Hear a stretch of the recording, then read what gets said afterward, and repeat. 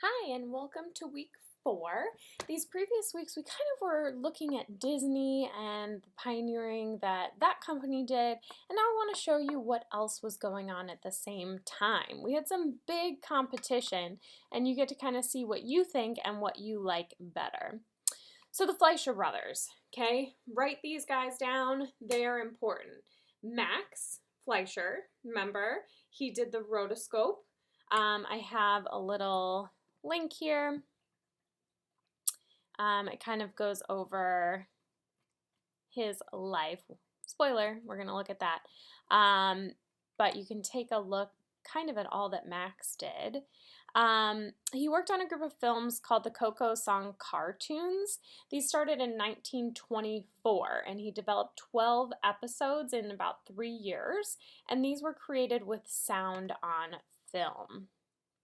So let's take a look at some Max Fleischer cartoons.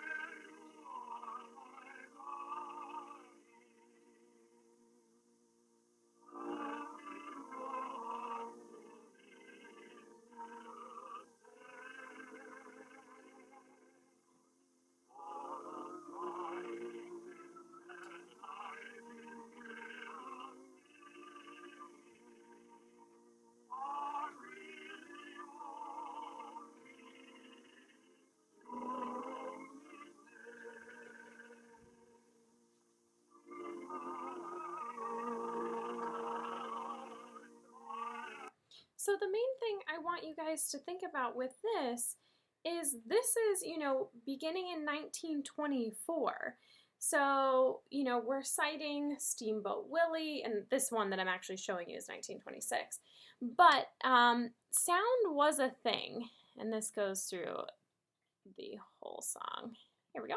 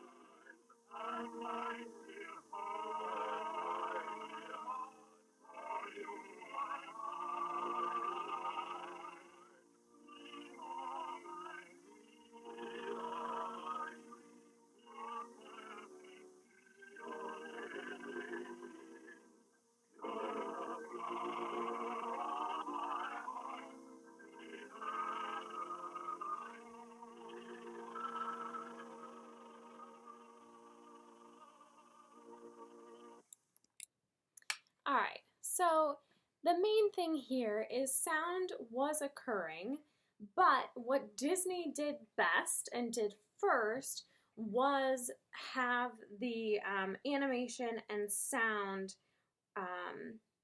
really paying attention to detail.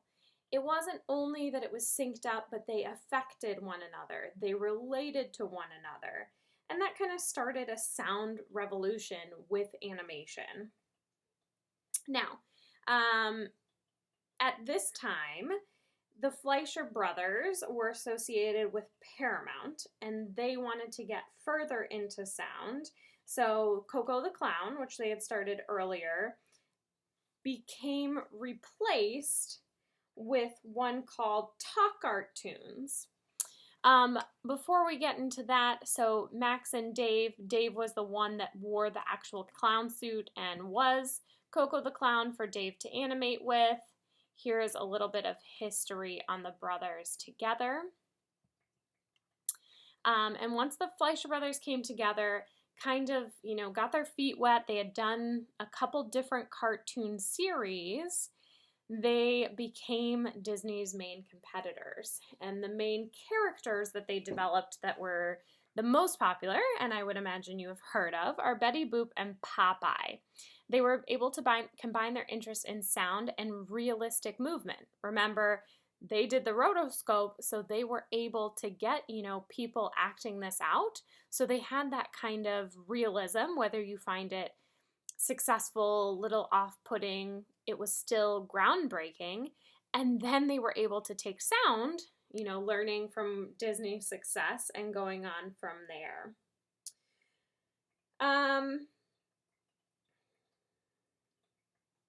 So let's take a look at Betty Boop. For just $67, you can make as many videos as you want, and you never need to pick up a camera.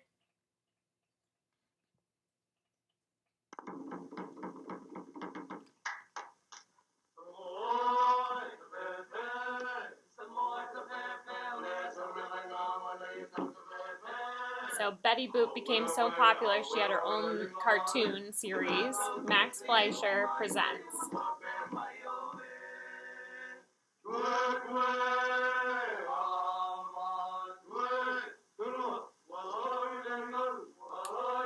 Directed by Dave. So quite the pair of siblings.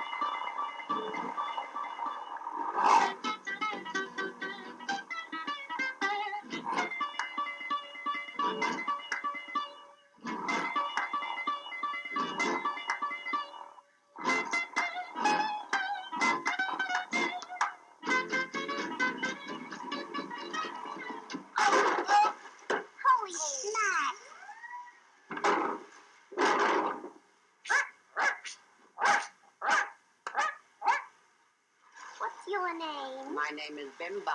Can you sing, Bimbo? I will if you play for me. Okay.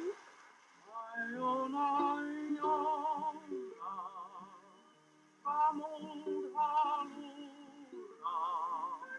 your dark and dreamy eyes, of paradise. You can let me make a monologue. Halula, calling you, you're my dear, my own.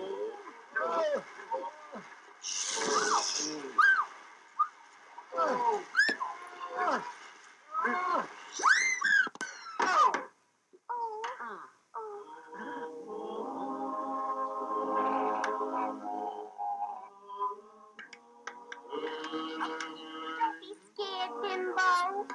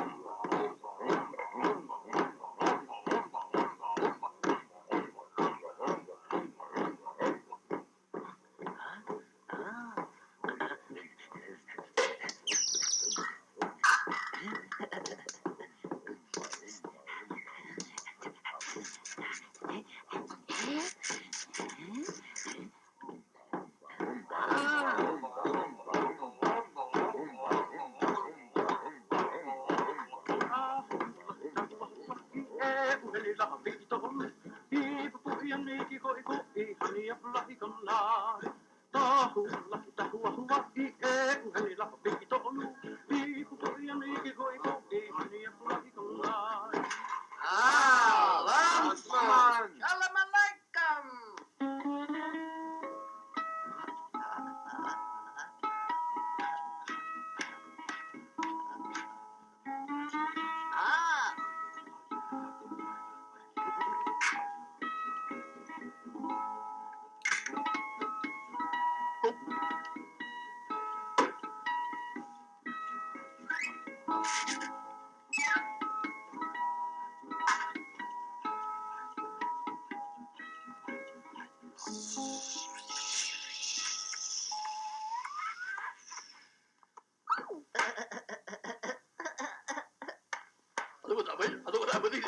Musik!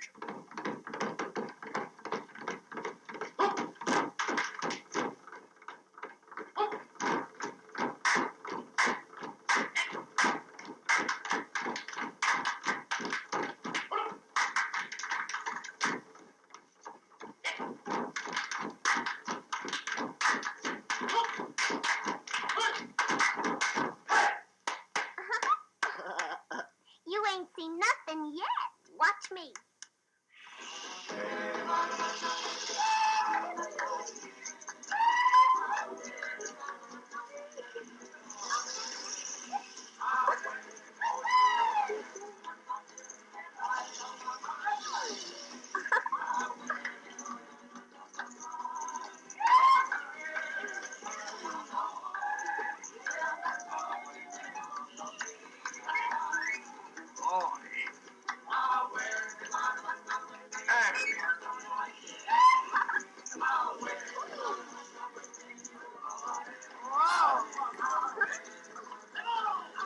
Oh, dear.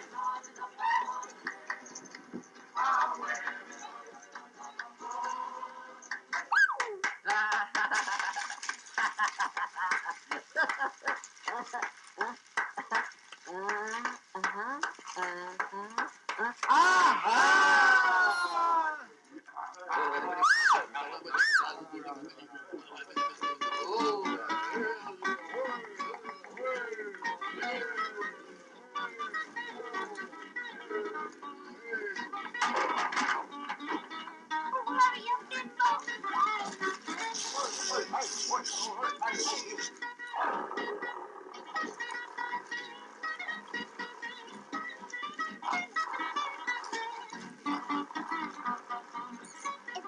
you looking? I'll fix that.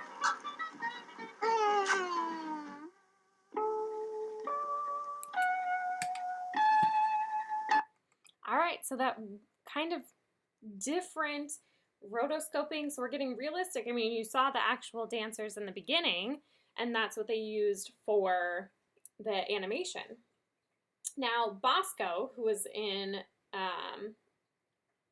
Bimbo, who was in this cartoon as the love interest, Betty Boop was meant to originally just be the love interest of Bimbo. She wasn't meant to have her own cartoon, but she became so, popular and people wanted to see more, so then Betty Boop kind of stole the show and Bimbo became more of just the love interest.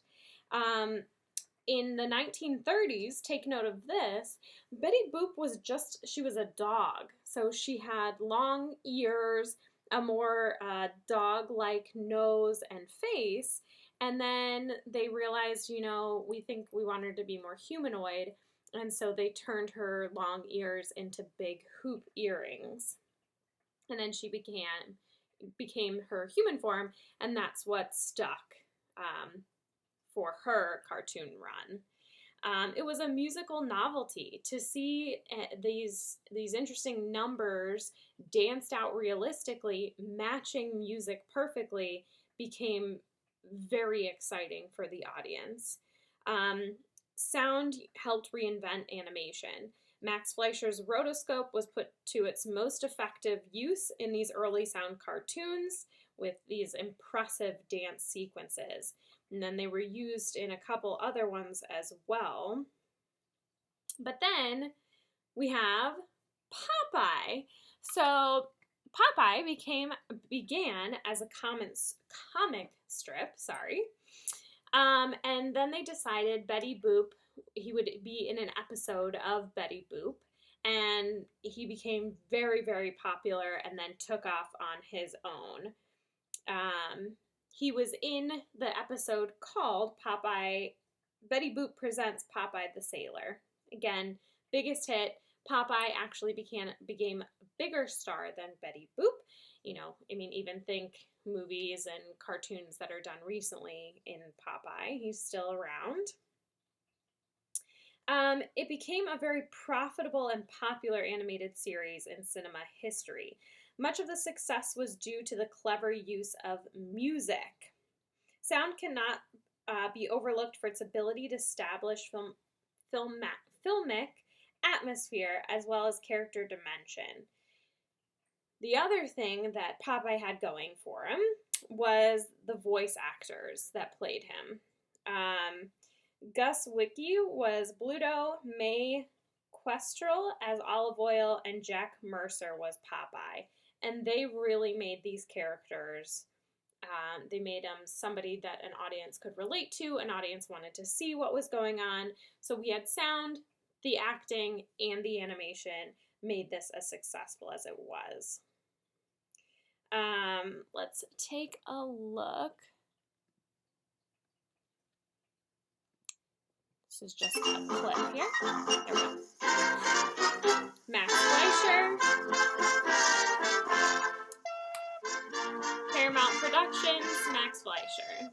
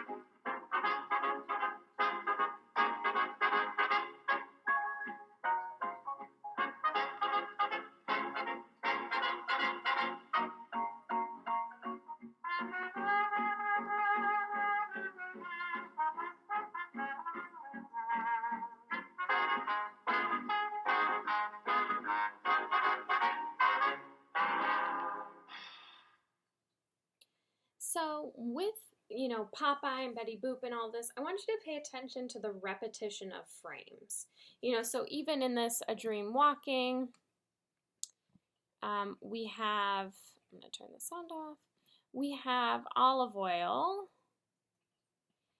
as she walks to the frame, left, right, left, right. Now this had to be animated differently because she's coming towards the camera as well, but pay attention to things that are repeated. Again, this happened a lot in the Betty Boop as well. Of course, now we get more ads. But I take note, animators did this for a couple of reasons.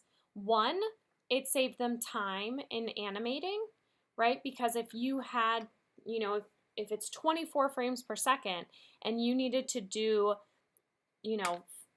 5 seconds of an action or whatever, if you did the frames and repeated them, you would only need to draw half of the frames, right? So let's see. Go here. See how they're going up and down? And she's even blinking at the same time. Okay, so they only had to draw that once, and then they were repeating it. Now, Bimbo's moves are changing, but these are repeated. So again, it saved time, which saved money. But what else it did was keep the characters alive, right? If we're watching this and all of these are just held still, nothing is happening, you'd be like, you'd hear the sound changing, but you would kind of be like, what happened? They're not breathing, they're not moving. So by repeating those frames, that's helps out again with time, money, and keeping characters alive. Okay, King of Mardi Gras. Popeye always had a little bit of humor, but then they realized, you know what, we could probably crank this up. Add some more exaggeration, even look at this character position. So this is just a clip from the show.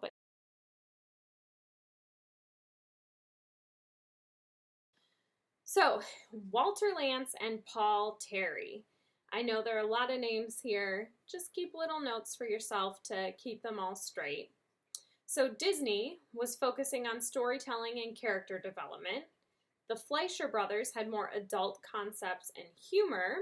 So then Walter Lantz and Paul Terry tried to find that open gap. They created cruder characters with less challenging stories and kid-friendly themes.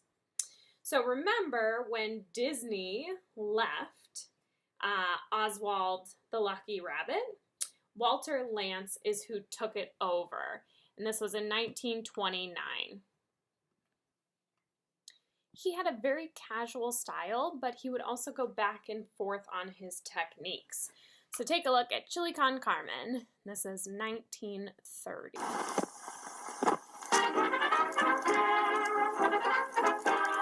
A Walter Lantz cartoon. Sorry, this is a little rough of a recording.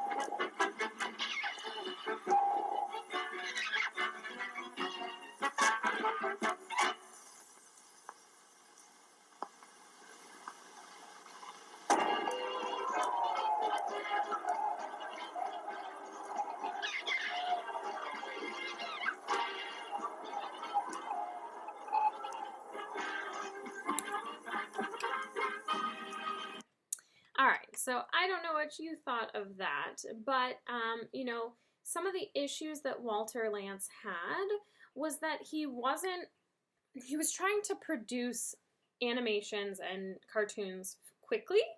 And so a lot of times they struggled in consistency, or, you know, so in Chili Con Carmen, the cat and hippo are, you know, rivaling for Oswald's love, but then Oswald chooses the cat and the hippo doesn't really react.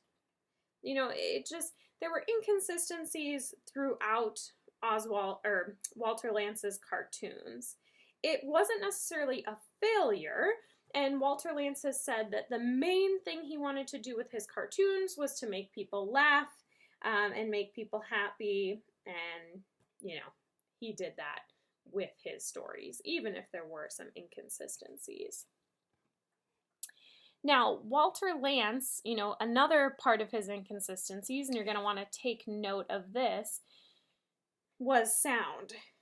You know, Disney recorded the soundtracks first and animated to them.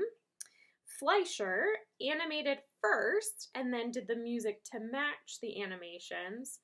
Walter Lantz just did it willy-nilly. Sometimes he'd do the sound first, sometimes he'd do it after, and because there wasn't a consistent style, sometimes it's, you know, his shows struggled. All right, so Paul Terry worked at the Lantz studio, but then he ended up leaving and created his own company.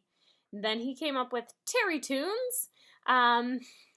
Terry Tunes is interesting, okay? It basically named items of food and set foods in their countries of origins. So here is the 1930s caviar. I need to also mention that it was originally released, but the only record of it is through this French theatrical print with German subtitles. There's very little talking, so it's not, but this cover isn't the original.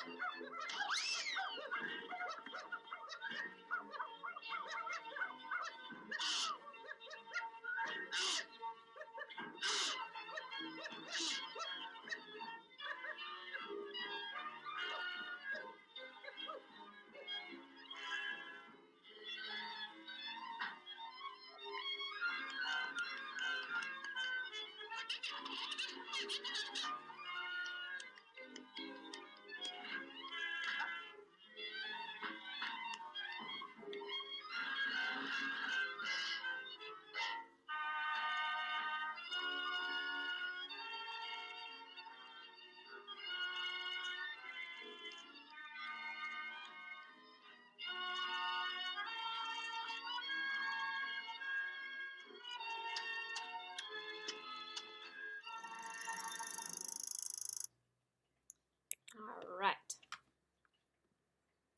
So now, Paul Terry, did... For just $67, you can make as many videos... Okay, too much.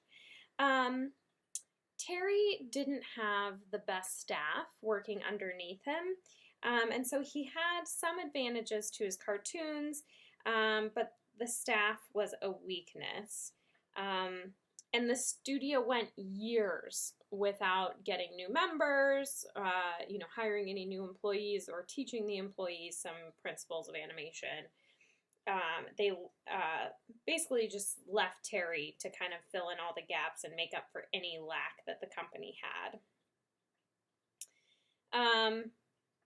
Paul Terry, though, did not end here. We will talk about him a little bit more later. So, and here's kind of a sneak peek here. But here's a look at Terry Toons and some of the history behind it. So take a look at that. And then some popular things. So Deputy Dog, Mighty Mouse. So definitely more to come for Terry in the future. Now, Tex Avery. His name is Fred. Take note. Fred Tex Avery. But Tex is a name that you're going to want to know. He started working with Lance and quickly became a popular name. He was a very skilled animator. He was humorous and was able to bring a lot of humor into his animation. he could make animations fairly fast, and he kind of broke the fourth wall a lot. So had the cartoon characters talk to the audience, which is something that interacting with an audience, yeah, they kind of did when they were in early animations where there would be a human that would look at the audience, but it was different to have the animated characters. So a little bit on Tex here. And here's a nice video to look at Tex's animation style. This is kind of more of his famous clips. Before I get this started, let me talk about it for a second. So some more of his famous clips. One of his more famous ones was called The Zoo, and that was the first time the character broke the fourth wall. Again, having a character look directly into the camera. And this became Tex Avery kind of staple with his animations. In it, he looked at the camera and said, well, imagine that. For our word of the week for the quiz, it's going to be Warner, as in Warner Brothers. All right, so let's take a look at Tex Avery.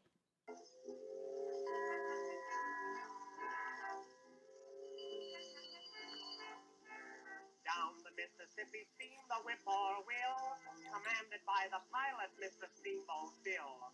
The owner gave him orders on the strict QT to try to beat the record of the Robert E. Lee. Just heat up your engine, let the old smoke grow, burn up all the cargo if you run out of coal. If we don't beat that record, Billy told the mate, then we'll mail him care of Peter to the Golden Gate. Oh, Steamboat Bill, steaming down the Mississippi. Steamboat Bill, a mighty man was he. Steamboat Bill, steaming down the Mississippi, going to beat the record of the Robert E. Lee.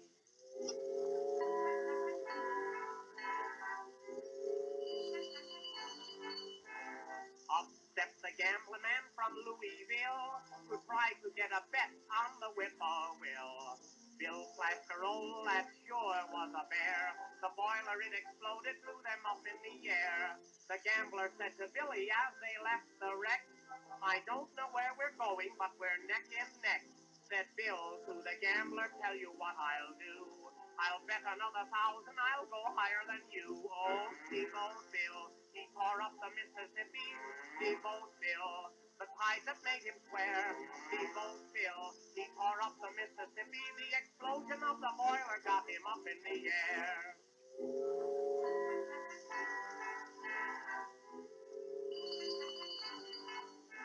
The river's all in mourning now for Steamboat Bill. No more you'll hear the puffing of the whippoorwill. There's crape on every steamboat that plows those streams, from Memphis right to Nashville down to New Orleans. The wife of Mr. Williams was at home in bed when she got the telegram that Steamboat's dead. Said she to the children, bless him, honey lamb.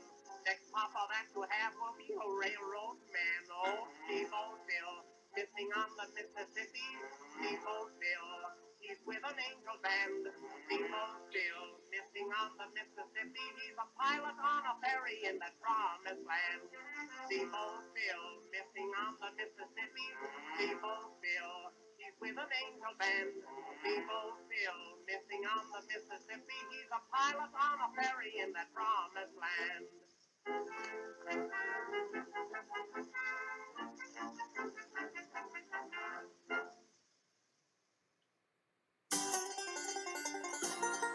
Also, just note, these are not the songs that go along. They just put these clips together and added the songs on top.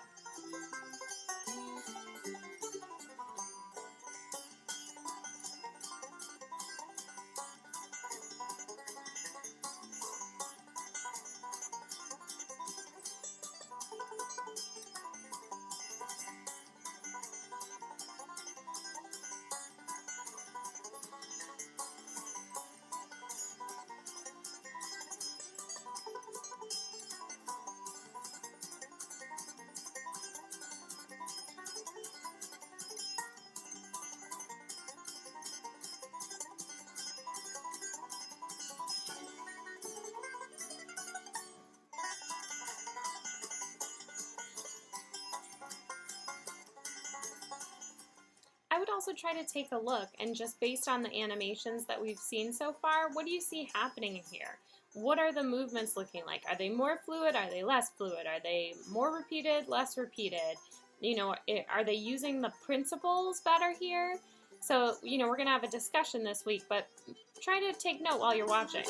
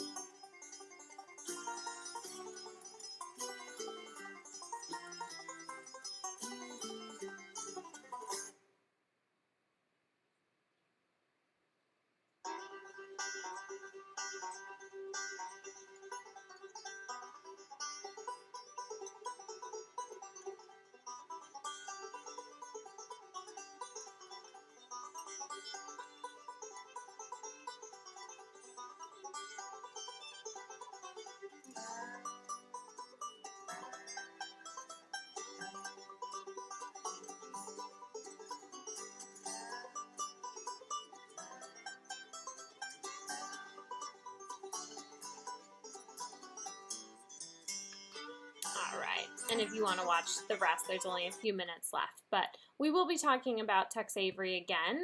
I just wanted you to be aware, you know, he was working with Lance for a little bit here.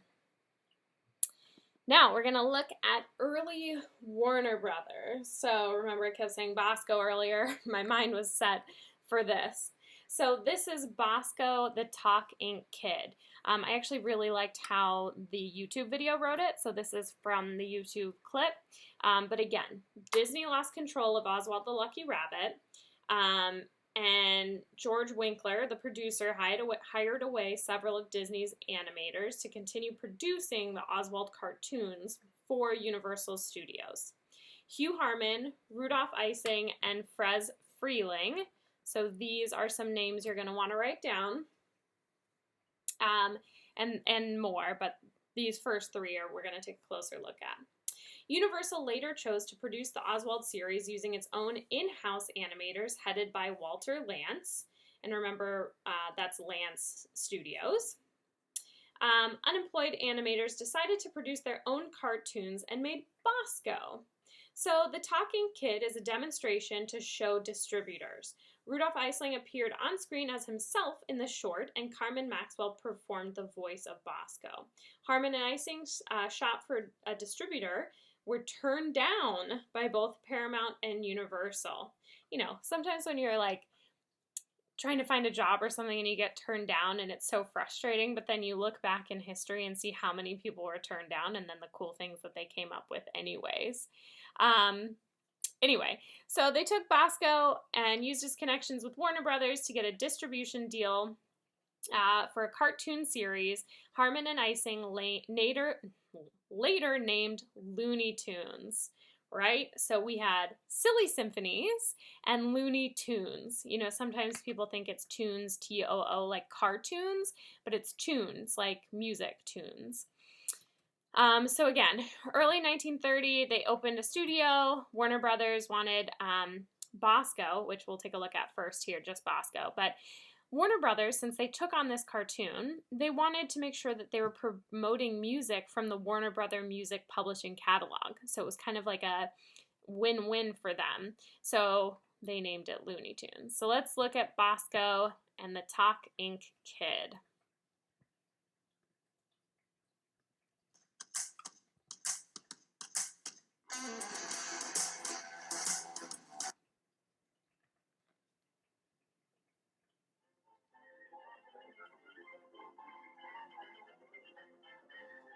Produced by Hugh Harmon and Rudolph Ising.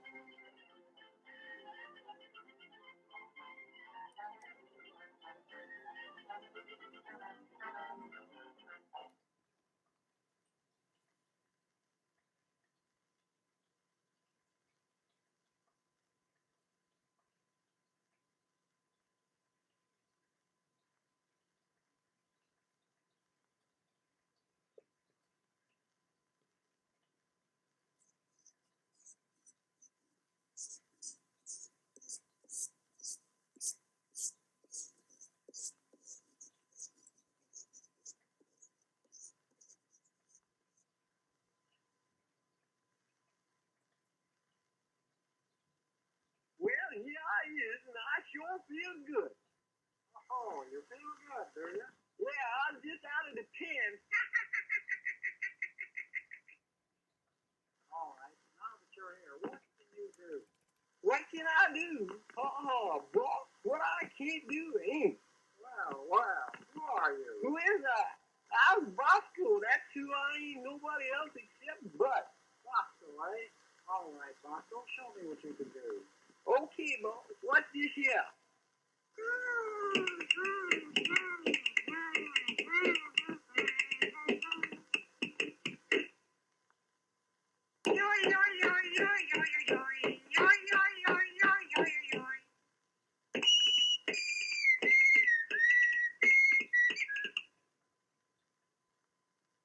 Who's all them folks out there in the yard? Why, the audience, Bosco. Can you make them laugh?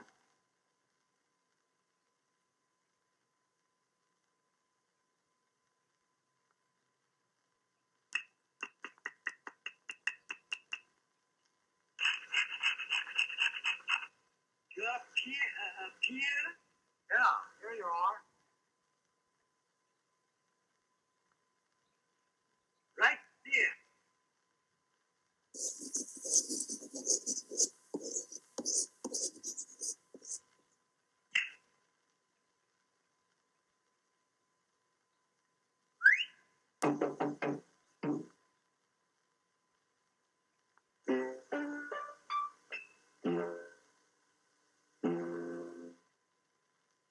Ain't that a heck of a move?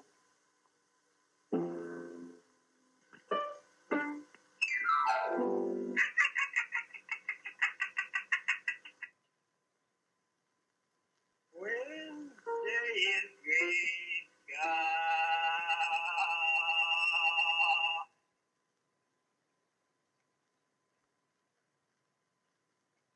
I don't mind the great God. I still have you, Sonny Boy.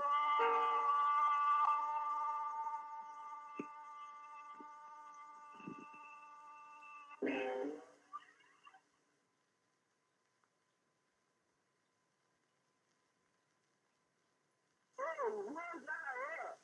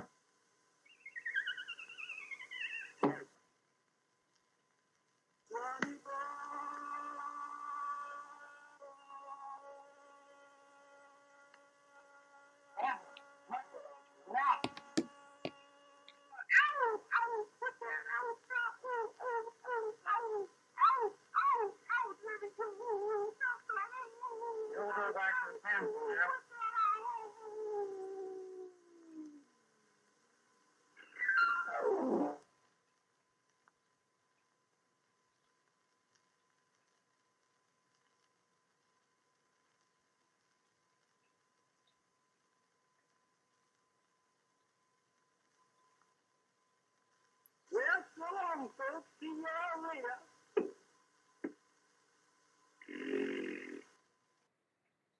All right, so that was to try to get a distributor, and again, they were successful with that. And then this one is 2 years later. Let's take a look. Adding music. Who and Rudolph musical cartoon, a Looney Tune. Now, Looney Tunes here featured Bosco. That was a huge thing at first. This isn't the Looney Tunes that you might be more familiar with.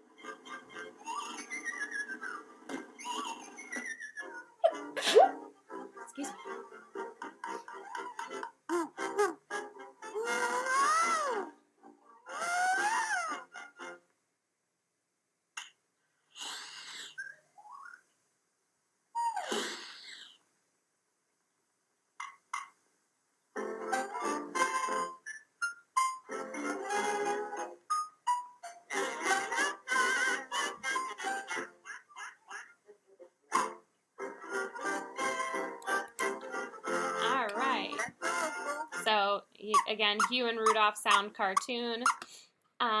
This was rivaling Disney, right? There were some workers that had worked for Disney that came over to work there, so there was some kind of cross action. But the use of music and how they were using the principles and storylines really helped them. So here's one more. Oops. Setting up our Squarespace online store was really... And this one's You're Too Careless with Your Kisses. You can see Warner Brothers Pictures, Hugh and Rudolph Production, Merry Melodies. So, Merry Melodies was kind of their branch off. So Bosco quickly became popular, so much so that they wanted a second cartoon series. So they titled it Merry Melodies. The new shorts made music even more central than before, if that was possible. Looney Tunes used their tunes as backup scores, but each melody was to show characters singing a chorus on screen. Okay?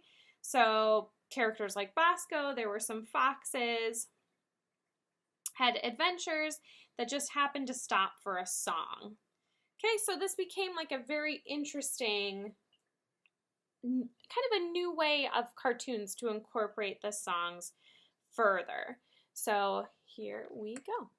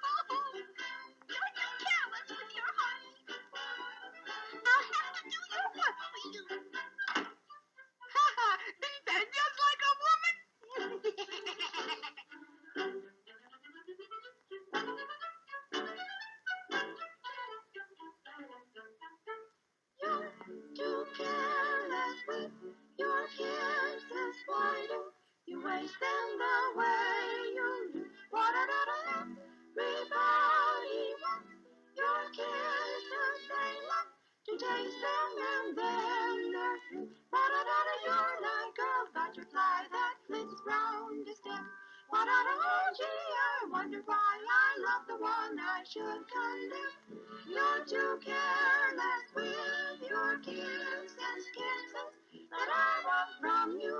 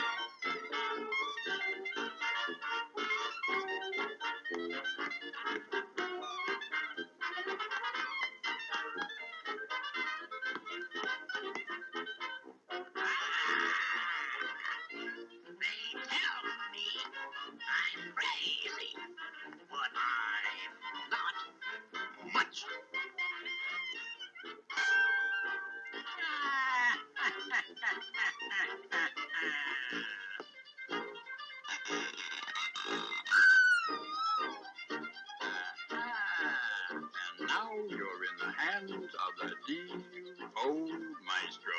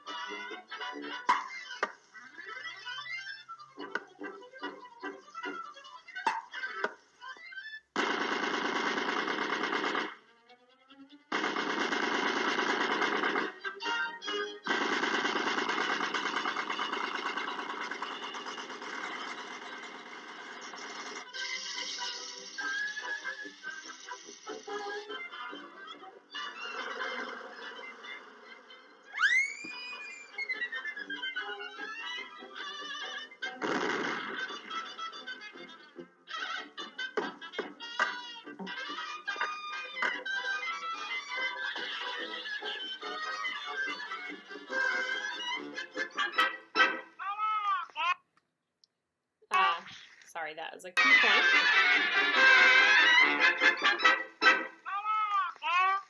All right, so long, folks begins there. And note Merry Melody, Hugh, and Rudolph. All right. So really,